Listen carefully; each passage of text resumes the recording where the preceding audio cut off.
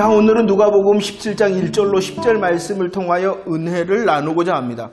우리들이 기억해야 되는 것이 있습니다. 우리들이 기억해야 되는 것은 예수님의 걸음입니다. 누가복음 9장 51절이죠. 예수님의 걸음에 대하여 말씀합니다. 예루살렘을 향하여 올라가시기로 굳게 결심하셨다라는 그 예수님의 걸음입니다. 우리들이 기억하는 이 예수님의 예루살렘의 걸음의 이유는 무엇 때문이냐 그러면은 왜 그렇게 하셨습니까? 승천하실 기약이 찼다. 승천하실 기약이 찼기 때문이다라고 9장 51절 말씀에서 설명합니다. 그래서 오늘 우리들이 살필 이 누가복음 17장 11절에서는 그 예수님께서 결심하셨을 뿐만이 아니라 예루살렘을 향하여 지금 계속 가시고 계신다라고 말씀을 하고 있는 것입니다. 그 예루살렘의 길을 25절 말씀에서는 이렇게 말합니다. 그 길은 어떠한 길이다? 고난의 길이고 그 길은 버림받게 되는 길이다 라고 말씀을 하고 있습니다.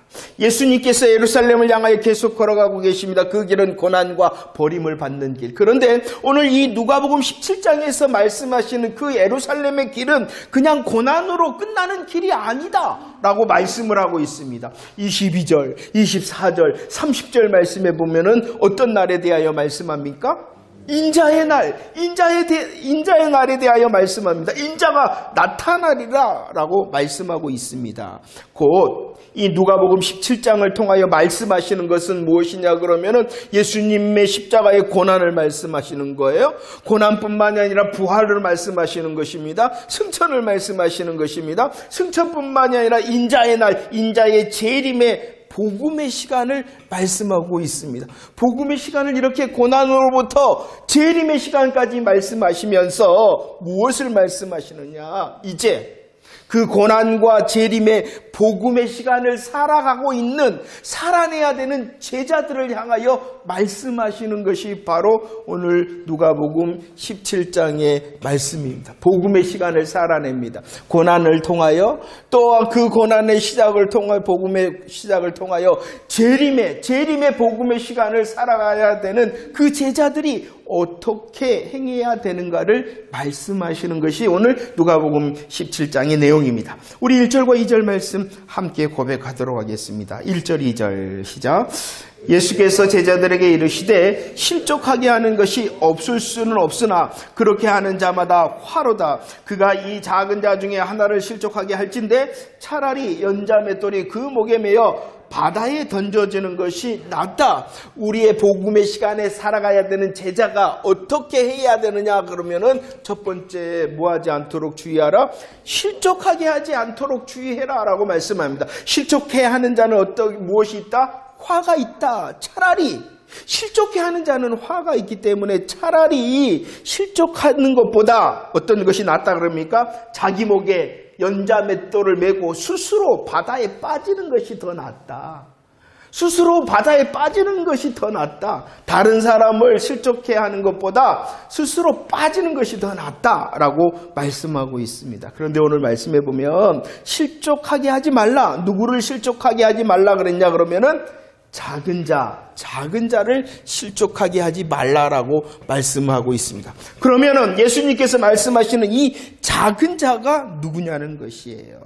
누가복음 10장 21절 말씀이죠. 누가복음 10장 21절 말씀에서는 그 작은 자를 어떻게 말씀하고 있냐 그러면은 하나님의 복음을 알게 된 자. 하나님의 복음을 알게 된 자가 작은 자고 누가복음 12장 32절 말씀에 보면은 누가 작은 자냐? 하나님의 나라를 상속받을 자가 작은 자라는 것입니다. 자, 한번 생각해 보세요. 복음을 알게 된 자, 그리고 하나님의 나라를 상속한 자, 그 사람들이 누구입니까? 예수 믿는 사람이죠. 그래서 누가복음 17장 3절에서는 그 작은 자가 누구냐 그러면은 누구다라고 말씀하고 있냐 그러면은 형제다. 작은 자라는 사람은요, 특별한 사람이 아니라 어떠한 특정한 사람이 아니라 예수님을 따르고 믿는 믿음의 형제 자매들 모두 다 어떠한 사람이다? 작은 자다. 이렇게 말씀하고 있어요. 그 작은 자를 뭐하지 말라? 실족하게 하지 말라. 그러면 여러분들 생각해 보시면 실족하게 한다는 것이 무엇일까요? 실족하게 한다. 실족하게 한다는 것은 마음을 상하게 하고 섭섭하게 한다는 뜻이 아니에요. 물론 우리들이 믿음의 형제 간의 관계 속에서 그 형제의 마음을 섭섭하게 하고 상하게 하는 일을 조심해야 되겠죠. 그러나 여기서 말씀하는 것은 작은 자를 실족해 한다는 것은 그의 마음을 섭섭하게 하고 상하게 한다라는 그런 뜻이 아니라는 것이에요.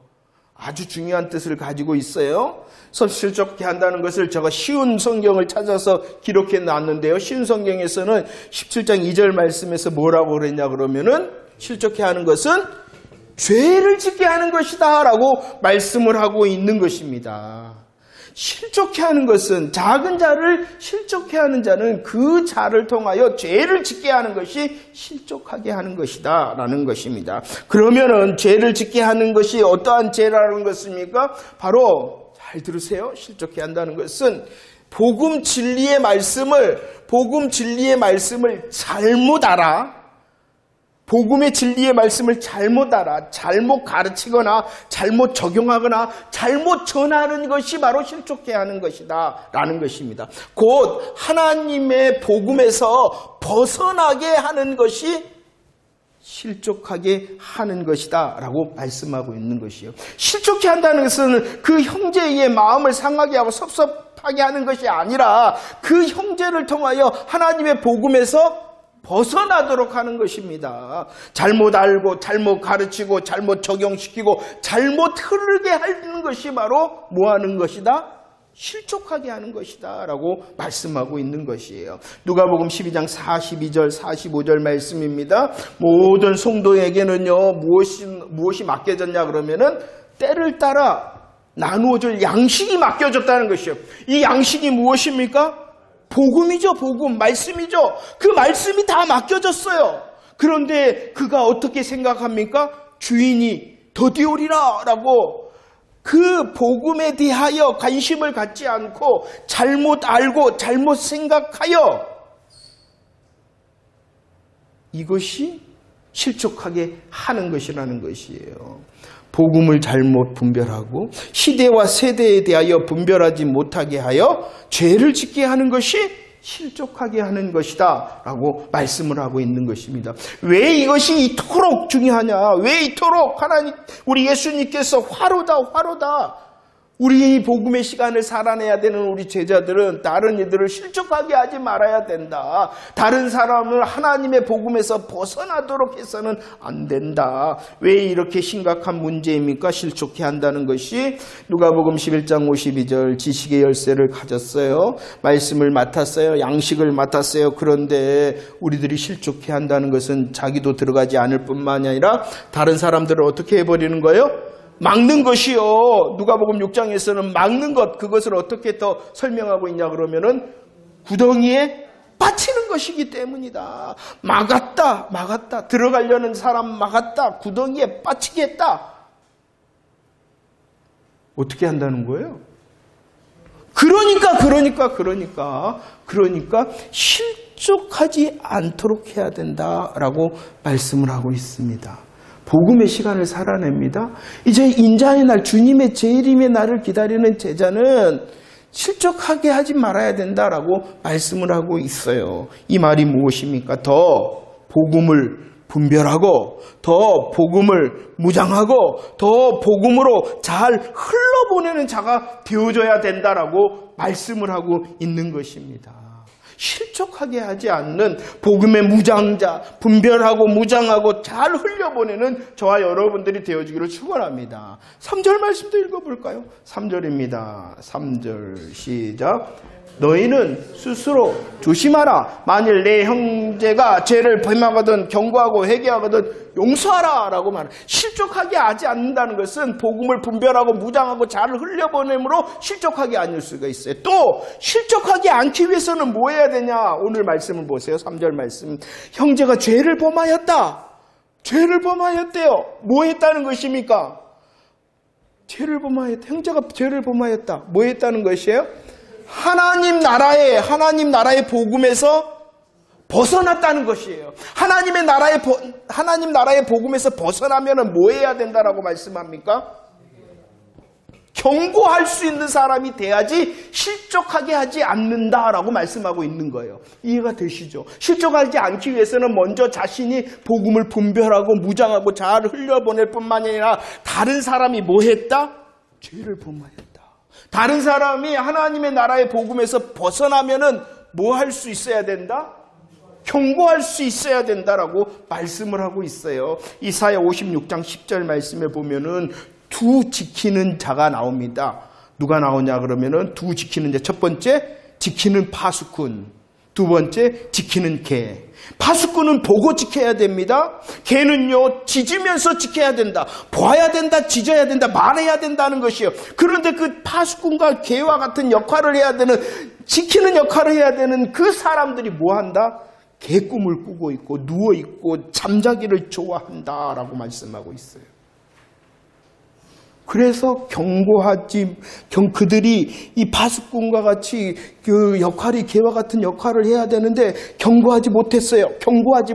지켜내지 못했어요. 그러면은 그 사람이 어떻게 되는 것이요? 실족하는 것이요, 그대로. 이것은 영적 무지를 말하는 것이고 영적 게으름을 말씀하는 것이고 이것은 영적 무관심을 말씀하는 것이에요. 참 이럴 때 볼 때 뭐 해야 된다고요? 다른 이들이 복음에서 벗어나면은 경고할 수 있는 사람이 어떤 사람일까요? 자기가 먼저 잘 분별하고 무장하고 말할 수 있어야 돼요. 이 경고하기 위해서는 무엇이 필요한가 제가 고민을 했는데요. 용기가 필요한 것 같아요. 그 사람이 분명히 하나님의 나라의 복음에서 벗어났으면은 보고 뒤져야 돼. 근데 이것은 용기예요. 용기가 필요한 것 같아요. 자, 복음의 시간을 살아내는 제자들 실족하지 않도록 해야 된다. 에가서 2장 14절 말씀입니다. 우리를 향하여 분명히 다시 말씀합니다. 어떻게 말씀하느냐? 헛되고 어리석은 묵시, 헛되고 어리석은 말씀에 빠지지 않아야 된다라고 말씀을 하고 있습니다.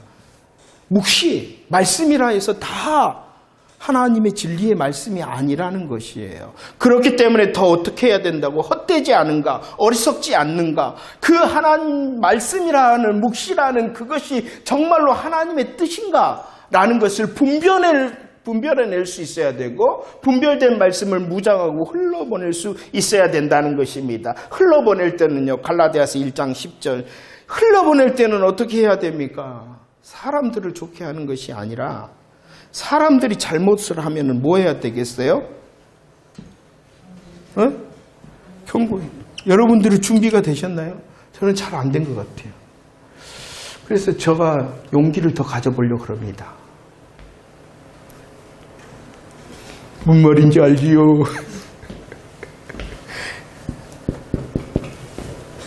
에베소 6장 19절은요. 사도 바울이 자기를 향한 기도, 나를 위해서 기도해 주라. 어떻게? 복음의 비밀을 하나님을 향하여 그리고 하나님의 뜻이기 때문에 용기를 가지고 말하며 경고할 수 있는 것이 무엇이냐 그러면은 다른 사람을 실족하지 않게 하는 것이다. 이렇게 말씀을 하고 있습니다. 저와 여러분들도 인자의 때를 기다리는 사람입니다. 재림의 시간을 기다리는 그 제자의 삶을 살아가야 되는 사람들입니다. 그렇기 때문에 우리를 향한 말씀이죠. 뭐 하지 않도록 주의해야 됩니까? 실족하지 않도록. 그러기 위해서는 뭐 해야 된다고요? 진리의 말씀을 더 분별하고 무장하고 흘러보낼 수 있도록 하고 다른 이가 벗어났으면은 담대히 믿음의 용기를 가지고 경고할 수 있어야 된다라고 말씀을 하고 있습니다. 또 두 번째 무엇을 말씀합니까? 3절과 4절 말씀을 읽어보도록 하겠습니다. 3절과 4절 시작. 너희는 스스로 조심하라. 만일 내 형제가 죄를 범하거든 경고하고 회개하거든 용서하라. 만일 하루에 7번이라도 내게 죄를 짓고 7번 내게로 돌아와 내가 회개하노라 하거든 너는 뭐하는 삶을 살아내라 라고 말씀합니까? 용서하는 삶. 실족하지 않도록 해야 된다. 잘 무장할 뿐만 아니라 경고할 수 있는 믿음의 용기를 가져야 된다. 그리고 또 복음의 시간을 살아가는 너는 용서할 수 있어야 된다. 경고할 때도 뭐가 필요하냐 그러면은 용기가 필요하고요. 이 용서할 때도 무엇이 필요하냐 그러면은 용기가 필요합니다. 그래서요, 고린도후서 2장 10절로 11절 말씀, 용서해야 되는데 용서하지 못하도록 하는 것이 있다라고 말씀합니다. 그것이 무엇이냐 그러면은 사탄의 괴계, 사탄의 작전이다라고 말씀하고 있습니다. 형제를 향하여, 우리 특별히 믿음의 공동체를 향하여 뭐 할 수 있어야 된다고요? 용서. 그런데 용서하지 못하도록 누가 괴계와 작전과 전략을 쓰고 있다라고요? 사탄. 그렇기 때문에 예수님께서 우리를 향하여 말씀하고 있습니다. 복음의 시간을 살아가야 되는 제자들을 향하여 예수님의 명령이 마태복음 18장 22절 다시 한번 고백합시다. 시작. 예수께서 이르시되 내게 이르러는 7번뿐만 아니라 7번씩 70번까지. 이것이 무엇이냐 그러면은 그러죠. 무한 용서입니다. 무한 용서를 너는 준비하라 라고 말씀을 합니다. 왜냐 그러면 우리들이 먼저 그 무한 용서를 받았기 때문에, 우리들이 먼저 용서받은 자로서 이제 용기를 준비해라. 어떠한 용기? 복음으로 용기를 가져서 경고할 수도 있어야 될 뿐만 아니라 복음에 받은 그 은혜를 통하여 용서할 수 있는 무한 용서를 준비해라 라고 말씀을 하고 있어요. 그런데 오늘 우리들이 이 말씀을 통하여 좀 깨달아야 되는 것이, 무한 용서한다는 그 용서의 의미를 잘 다시 한번 생각해 보기를 원합니다. 디모데후서 2장 25절 말씀에 보면 우리들은 용서한다는 것이 무엇이냐, 무한 용서를 한다는 것이 무엇이냐 그러면은 기다리는 거예요. 기다리는 것. 무엇을 기다리냐 그러면은 그 다른 사람이 회개할 수 있도록 온유함으로 기다려라. 온유함으로 기다려라. 불쌍히 여김으로 기다려라. 기다리는 것이 용서의 시작이야. 기다리는 것. 그리고 오늘 말씀을 자세히 보면은요, 이 무한 용서라는 것은 기다리는 것인데 무조건 그냥 용서하는 것이 아니다라고 말씀하는 것을 우리들은 기억해야 됩니다. 자, 우리들은 먼저 용서를 받았기 때문에 무한 용서를 준비하는 용기를 준비를 해야 돼요. 그리고 그 무한 용서는 어떻게 하는 것이냐 그러면 기다리는 거예요. 온유함으로, 긍휼히 여김으로, 불쌍히 여김으로 그를 기다리는 거예요. 그렇지만 그 무한 용기는 무조건 그냥 아무렇게나 용서하는 것이 아니다라고 말씀하고 있는 것을 우리는 잘 보아야 됩니다. 3절 4절 말씀을 보세요. 너는 용서하라. 그러나 언제 용서하라? 그러죠. 그 잘못한 사람이, 죄를 범한 사람이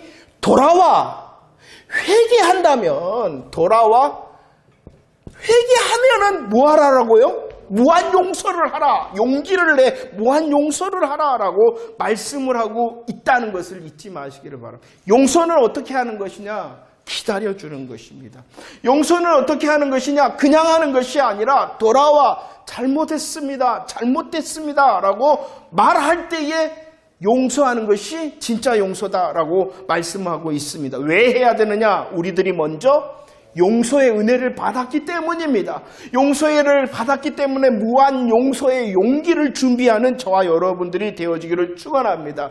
온유함으로, 긍휼히 여김으로 기다릴 수 있는 용기를 준비할 수 있도록, 그리고 언제든지 돌아와 네 잘못했습니다 라고 말할 때에 언제든지 용기를 발할 수 있는 무한 용서의 주인공들 되어지기를 원합니다. 5절 말씀, 5절 시작. 사도들이 주께 여짜오되 왜 그랬을까요? 제자들이 예수님께 말합니다. 우리에게 믿음을 더해 주세요. 예수님이 말했잖아. 야, 너희들은 실족하게 해서는 안 된다. 야, 너희들은 용서해야 된다. 무한 용서를 해야 된다. 그러니까 할 수 없습니다. 우리들은 할 수 없습니다. 그래서 무엇이 필요하다라고 지금 구하고 있는 것이에요? 믿음이 필요합니다. 우리에게 믿음을 더해 주세요. 우리들이 다른 사람을 실족하지 않도록 잘 복음을 분별하고 또 다른 사람들이 잘못되었을 때에 말할 수 있는 그 용기를 주시고 무한 용서에 믿음을 주십시오. 그러자 예수님께서 믿음을 더해 주세요라는 그 제자들의 요청에 믿음에 대하여 대답해 주십니다. 그러면 믿음이라는 것이 무엇인가? 실족하게 하지 않고 무한 용서를 할 수 있는 믿음이라는 것이 무엇인가? 6절 말씀. 6절 시작. 주께서 이르시되 너희에게 겨자씨 하나일 만한 믿음이 있었다면 이 뽕나무더러 뿌리가 뽑혀 바다에 심기었으리라 하였을 것이요 그것이 너희에게 순종하였으리라. 믿음의 모습을 우리 예수님께서는 이렇게 말씀하셨어요. 겨자씨다. 하나의 겨자씨, 아주 작은 것이다 라고 말씀하고 있어요. 그런데 예수님께서 말씀하신 믿음의 본질인 이 겨자씨 믿음이라는 것이 무엇이냐? 겨자씨 믿음이라는 것이 무엇이냐? 그러면은 우리들이 여기서 잘못 생각하는 것이 있어요. 믿음을 어떻게 생각하느냐 그러면은 오늘 분명히 이 6절 말씀에서 믿음을 말하고 있어요. 실족하지 않을 수 있도록 믿음에 서는 것. 다른 사람을 향하여 무한 용서의 용기를 바라는 이 믿음이라는 것이 무엇이냐 그러면은 뽕나무를 들어 바다에 심기우는 능력이 아니라는 것이에요. 오늘 지금 이 17장 6절에서 능력을 행하는 것이 믿음이다 라고 말씀하시지 않고 있다는 것을 우리들은 잊지 말아야 돼요. 잘못 알고 있어서는 안 돼요. 믿음의 본질은 이 겨자씨 하나일 만한 것인데 그 겨자씨 하나일 만한 것은 능력을 행하는 것이 믿음이다라는 것이 아니라 순종하는 것이 믿음이다라고 말씀하고 있는 것이에요. 포인트가 잘못되면은 절대로 안 됩니다. 믿음이라는 것은 실족하지 않게 하고 용서할 수 있는 무한 용기를 바랄 수 있는 이 믿음의 본질은 무엇이다고요? 순종할 수 있어요. 그 순종이 그런데 어렵다는 것이에요. 뽕나무 자체를 뽑아서 옮기는 것도 어려운데 그 뽕나무를 뽑아갖고 어디다가 심어야 돼요? 바다에. 그건 어려운 거예요. 어려운 거, 힘든 거예요. 그런데도 뭐 한다는 것이에요? 순종하는 것이 무엇이다라는 것이에요. 그러니까 능력이 믿음이다라고 말씀하고 있는 것이 아닌 거예요. 오늘 본문은. 믿음이라는 것이 어렵지만 주님이 말씀하셨으니, 힘들지만 주님이 말씀하셨으니 그 말씀을 따라 하는 것이 바로 믿음이요. 그렇게 할 때에 실족하지 않게 하고 용서할 수 있는 사람이 되어진다라고 말씀을 하고 있는 것입니다. 그래서 오늘 이 말씀의 본문의 믿음의 본질은 참된 복음의 말씀에 순종하는 것이에요. 순종하는 것이다라고 말씀하시고 이어지는 말씀에서도 그래서 능력에 대하여 말씀하시는 것이 아니라 우리 예수님께서 순종에 대하여 말씀하고 있는 거예요.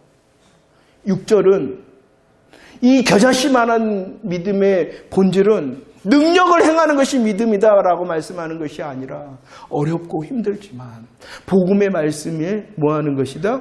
순종하는 것이다. 잊지 마시기 바랍니다. 믿음의 본질은 순종이다. 그래서 다음 말씀, 이 종의 말씀도 능력을 행하는 종에 대하여 말씀하는 것이 아니라 어떠한 종에 대하여 말씀하고 있어요? 순종하는 종에 대하여 말씀하고 있는 거예요. 9절 말씀 읽어봅시다. 9절 말씀 시작. 명한 대로 하였다고 종이 명한 대로 다 하는 것. 이것이 무엇이라고요? 순종이요, 믿음이요.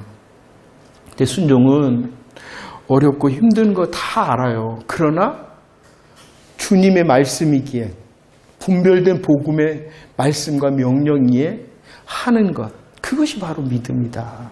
이렇게 말씀하고 있는 것입니다. 그런데 오늘 계속하여 우리 믿음의 본질에 대하여 예수님께서 말씀하십니다. 겨자씨 하나만한 것이 믿음인데 그것은 순종의 믿음일 뿐만 아니라 또 한 가지 말씀을 하고 있죠. 또 참된 믿음은 순종한 후에 순종을 했어요. 순종을 해. 어려운 일 순종했어요. 많은 일 순종했어요. 그러나 자랑하거나 공로로 내세우지 않고 겸손한 것이 바로 순종이다라고, 아니 믿음이다라고 말씀을 하고 있어요. 오늘 말씀에 나온 한 종은요, 밭을 갈았어요. 밭을 갈 뿐만이 아니라 양을 쳤어요. 밭을 갈고 양을 쳤어요. 밖에서 얼마나 이렇게 수고를 많이 했어요. 밖에서 이렇게 양을 치고 밭을 가는 수고를 했어요. 안에 들어왔네요. 쉬라고 그랬나요? 아니요. 쉬지 못했어요. 안에서도 주인의 식사를 준비했어요. 준비한다고 끝났나요? 아니요. 그 주인이 먹고 마시는 동안 순종을 들었다라고 말을 합니다. 밖에서도 많은 수고를 했습니다. 안에서도 많은 수고를 했습니다. 그런데 그는 이렇게 고백하고 있습니다. 10절 말씀, 10절 시작. 이와 같이 너희도 명령받은 것을 다 행한 후에 이르기를 우리는 무익한 종이라 우리가 하여야 할 일을 한 것뿐이다 할지니라. 믿음이라는 것이 무엇이냐? 순종하는 것이요. 믿음이라는 것이 무엇이냐? 겸손한 것이라는 거예요. 그 순종 잘했어요. 어렵고 힘든데 순종 잘했어요. 많은 것 순종 잘했어요. 그러나 그 믿음의 순종의 결과는 무엇이냐? 그러면 내가 이렇게 어려운 것 해냈어, 내가 이렇게 많은 것 해냈어 라고 말하는 것이 아니라 내가 해야 될 것을 했을 뿐이요, 나는 여전히 무익하다라고 겸손으로 하나님 앞에 서는 것이 믿음이다 라고 말씀하고 있습니다. 참된 믿음은 겨자씨 하나일 만한 그 믿음도 역사하는 것이 믿음입니다. 그 겨자씨만한 그 믿음의 본질은요, 진리의 말씀에 순종하는 것입니다. 순종한 후에 자랑하거나 공로를 내세우는 것이 아니라 나는 무익한 종입니다. 나는 무익한 종입니다. 당연히 내가 해야 될 일을 한 것뿐입니다. 겸손의 고백을 하는 것이 믿음이다. 말씀을 정리합니다. 지금이 바로 복음의 시간을 살아내는 그 시간을 사는 것입니다. 바로 저와 여러분들이 이 주님의 말씀 앞에 서야 되는 사람이라는 것입니다. 우리들이 인자의 때를 기다립니다. 우리들이 복음의 시간을 살아갑니다. 그러면 우리들의 마땅한 모습과 열매가 무엇이어야 된다고요? 형제를 실족하지 않게 해야 된다. 형제를 실족하지 않게 하기 위해서는 먼저 내가 진리로 무장해야 되고, 형제를 실족하지 않기 위하여 권면의 용기를 가져야 된다라고 말씀하고 있습니다. 실족하게 하지 않을 뿐만이 아니라 무한 용서의 용기를 가져라. 내가 먼저 용서받았으니 그 무한 용서의 용기를 가지고 기다려주고 언제든지 용서할 수 있는 사람이 되어져라 라고 말씀합니다. 잘 안 되죠? 믿음이 필요합니다. 실족하지 않게 하기 위한 진리의 말씀에 대한 믿음과 또 권면의 용기를 바랄 수 있는 믿음이 필요합니다. 무한 용서를 받았는데 또 무한 용서를 해야 되는데 우리들을 할 수 없는 우리의 연약함 때문에 믿음이 더해져야 됩니다. 그 믿음의 본질이 무엇이다고요? 순종하는 것입니다. 어렵습니다. 힘듭니다. 안 됩니다. 그러나 주님의 말씀 의지하고 또 주님의 능력 공급받아서 해보는 것이 바로 믿음입니다. 순종하는 것입니다. 그러나 그 순종이 나의 것이 아니라 오직 해야 될 것을 한 나는 여전히 무익한 종입니다라는 겸손의 믿음의 열매로 살아내야 된다는 것입니다. 오늘 비유의 말씀에서 9절에서는 이렇게 말씀합니다. 믿음의 순종을 하고 믿음의 겸손한 종을 향하여 어떻게 말씀하고 있습니까? 주인이 종에게 감사하겠느냐 이렇게 말씀하고 있어요. 그러나 우리를 향해서는 어떠한 약속을 이미 해주셨습니까? 누가복음 12장 37절 말씀입니다. 37절 시작.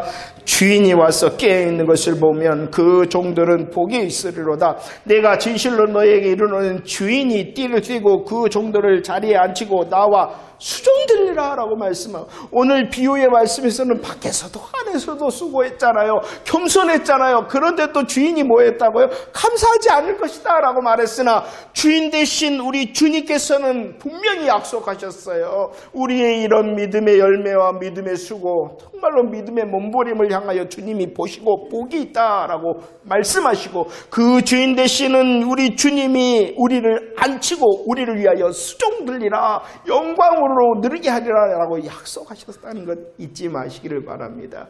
이 약속은 주님의 재림의 때에 이루어질 뿐만이 아니라 우리의 믿음의 수고와 몸부림을 통하여 지금도 여기서도 주의 복으로 누리게 하시는 주의 은혜를 기다리는 저와 여러분들 되어지기를 축원합니다. 우리들이 복음의 시간을 살아가야 된다는 것 잊지 마시고, 주님이 나를 향하여 기대하시는구나, 실족하게 않기 위하여 무한 용서를 함을 통하여 믿음의 열매를 맺기를 원하신다는 사실 앞에 더 믿음으로 오늘 이 시간도 기도하여 승리하는 저와 여러분들 되어지기를 축원합니다.